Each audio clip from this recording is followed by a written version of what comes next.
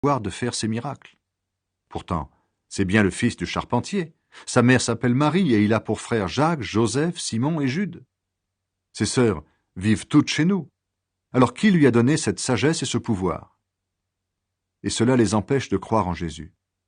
Jésus leur dit, « Un prophète est respecté partout, sauf dans sa ville et dans sa maison. » À Nazareth, Jésus ne peut pas faire beaucoup de miracles parce que les gens ne croient pas. La mort de Jean-Baptiste. À ce moment-là, Hérode Antipas, le gouverneur de Galilée, entend parler de Jésus. Il dit à ses serviteurs, « Cet homme, c'est Jean-Baptiste. Il s'est réveillé de la mort. C'est pourquoi il a le pouvoir de faire des miracles. » Voici l'histoire de la mort de Jean-Baptiste. Hérode a pris pour femme Hérodiade, la femme de son frère Philippe. Jean dit à Hérode, « Tu n'as pas le droit de prendre cette femme. » Alors Hérode fait arrêter Jean, il le fait attacher et mettre en prison. Hérode veut faire mourir Jean, mais il a peur du peuple. En effet, les gens pensent que Jean est un prophète. Le jour de l'anniversaire d'Hérode, la fille d'Hérodiade danse devant les invités. Elle plaît à Hérode et il lui fait ce serment. « Je te donnerai tout ce que tu me demanderas. » Sa mère Hérodiade la pousse à répondre « Donne-moi la tête de Jean-Baptiste, ici, sur un plat. » Le roi devient tout triste. Mais comme il a fait un serment devant les invités, il commande de donner la tête à la jeune fille. Il envoie quelqu'un dans la prison pour couper la tête de Jean. On apporte la tête sur un plat, on la donne à la jeune fille, et la jeune fille la porte à sa mère. Les disciples de Jean viennent prendre son corps et ils l'enterrent. Et ils vont annoncer à Jésus ce qui s'est passé. Jésus nourrit une grande foule. Quand Jésus apprend cela, il part, seul, dans une barque pour aller dans un endroit isolé, loin des gens. Mais les foules l'apprennent. Elles sortent des villes et elles suivent Jésus en marchant au bord de l'eau. Quand Jésus descend de la barque, il voit une grande foule. Son cœur est plein de pitié pour eux, et il guérit leurs malades. Le soir arrive. Les disciples s'approchent de Jésus et ils disent « Il est déjà tard et cet endroit est isolé. Renvoie les gens dans les villages. Là, ils pourront acheter quelque chose à manger. » Jésus leur répond « Ils n'ont pas besoin d'y aller. Donnez-leur vous-même à manger. » Ils lui disent « Nous avons ici seulement 5 pains et 2 poissons. » Jésus leur dit « Apportez-les-moi. » Ensuite, il commande aux foules de s'asseoir sur l'herbe. Jésus prend les 5 pains et les 2 poissons. Il lève les yeux vers le ciel et dit une prière de bénédiction. Il partage les pains et les donne aux disciples, puis les disciples les donnent aux foules. Tous mangent autant qu'ils veulent. On emporte les morceaux qui restent, cela remplit 12 paniers. Il y a environ 5000 hommes qui ont mangé, sans compter les femmes et les enfants. Jésus marche sur l'eau. Tout de suite après, Jésus oblige ses disciples à monter dans la barque. Il veut qu'ils passent avant lui de l'autre côté du lac. Pendant ce temps, il veut faire partir les foules. Jésus les renvoie donc, puis il monte dans la montagne pour prier. Quand la nuit arrive, Jésus est là, seul. La barque est déjà assez loin de la terre. Le vent souffle contre la barque et les vagues viennent la frapper. Vers la fin de la nuit, Jésus vient vers ses disciples en marchant sur l'eau. Quand les disciples le voient marcher sur l'eau, ils sont effrayés, ils disent « C'est un fantôme » et ils se mettent à crier parce qu'ils ont peur. Mais Jésus leur parle tout de suite en disant « Rassurez-vous, c'est moi, n'ayez pas peur. » Alors Pierre lui dit « Seigneur, si c'est bien toi, donne-moi l'ordre de venir vers toi sur l'eau. » Jésus lui dit « Viens. » Pierre sort de la barque et il se met à marcher sur l'eau pour aller vers Jésus.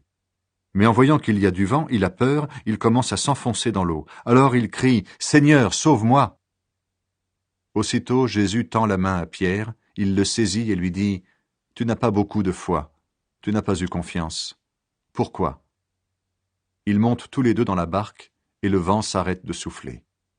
Alors les disciples qui sont dans la barque se mettent à genoux devant Jésus en lui disant « Vraiment, tu es fils de Dieu. » Jésus guérit les malades dans la région de Génézareth. Jésus et ses disciples finissent de traverser le lac et ils arrivent dans la région de Génézareth. Les gens de cet endroit reconnaissent Jésus. Dans toute la région, ils vont dire que Jésus est là. On lui amène tous les malades. On supplie Jésus, laisse-les toucher seulement le bord de ton vêtement. Et tous ceux qui le touchent sont guéris. La tradition des ancêtres. Alors des pharisiens et des maîtres de la loi viennent de Jérusalem pour voir Jésus. Ils lui disent « Tes disciples n'obéissent pas à la tradition des ancêtres. En effet, avant de manger, ils ne se lavent pas les mains. Pourquoi donc ?» Jésus leur répond « Et vous, à cause de votre tradition, vous n'obéissez pas au commandement de Dieu. Pourquoi ? En effet, Dieu a dit « Respecte ton père et ta mère ». Il a dit aussi « Celui qui maudit son père et sa mère, il faut le faire mourir ». Mais vous, vous dites aux gens, tu peux dire à ton père ou à ta mère, j'aurais bien quelque chose à te donner pour t'aider. Malheureusement, je dois le donner à Dieu. Alors tu n'es plus obligé de respecter ton père. Ainsi, à cause de votre tradition, vous supprimez la parole de Dieu. Homme faux. Ésaïe avait raison quand il a parlé de vous. Il a dit de la part de Dieu, ce peuple me respecte en parole seulement, mais son cœur est très loin de moi. Ils me font des prières et des sacrifices, mais cela ne vaut rien. En effet, ce qu'ils enseignent avec assurance, ce sont des commandements humains.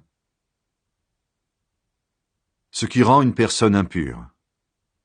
Ensuite, Jésus appelle la foule et il dit aux gens, « Écoutez-moi et comprenez bien ceci. Ce qui entre dans la bouche ne rend pas une personne impure, mais ce qui sort de la bouche, voilà ce qui rend une personne impure. » Alors les disciples s'approchent de Jésus et lui demandent, « Tes paroles ont choqué les pharisiens, est-ce que tu le sais ?» Jésus leur répond, « Toutes les plantes que mon Père qui est au ciel n'a pas plantées, on les arrachera. Laissez-les. Ce sont des aveugles qui conduisent des aveugles. Quand un aveugle conduit un autre aveugle, ils vont tomber tous les deux dans un trou. » Alors Pierre dit à Jésus, « Explique-nous cette comparaison. » Jésus lui répond, « Vous non plus, vous n'êtes pas encore capable de comprendre ? Tout ce qui entre dans la bouche de quelqu'un passe dans son ventre, et ensuite cela sort de son corps. Vous ne comprenez pas cela ? Mais ce qui sort de la bouche vient du cœur. Voilà ce qui rend une personne impure. En effet, les mauvaises pensées sortent du cœur.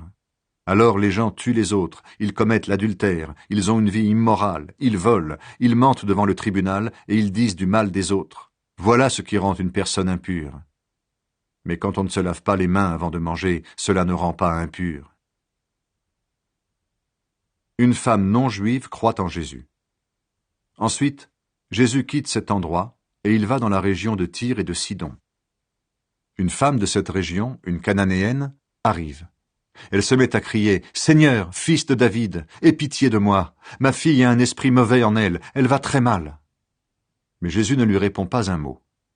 Ses disciples s'approchent de lui et lui disent « Fais partir cette femme, elle n'arrête pas de crier derrière nous. » Jésus répond « Dieu m'a envoyé seulement pour les gens d'Israël qui sont comme des moutons perdus. » Mais la femme vient se mettre à genoux devant lui en disant « Seigneur, aide-moi » Jésus lui répond « Ce n'est pas bien de prendre la nourriture des enfants et de la jeter aux petits chiens. » La femme lui dit « Seigneur, tu as raison.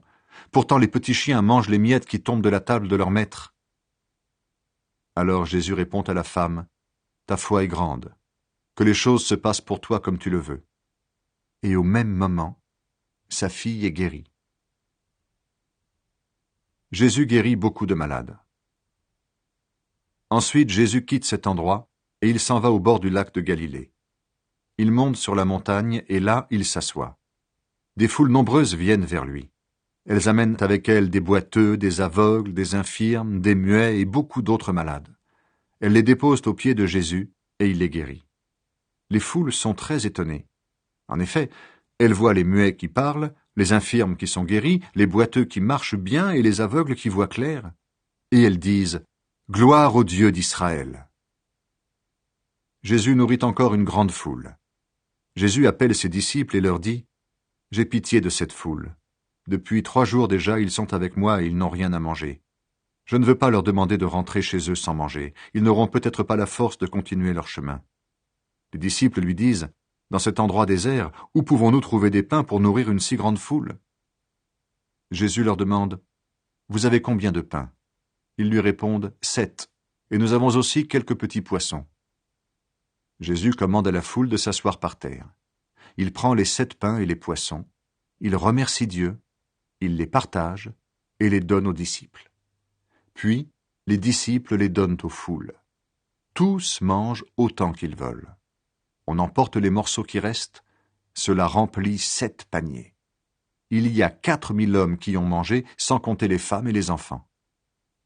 Ensuite, Jésus renvoie les foules, il monte dans la barque et il va dans la région de Magadan.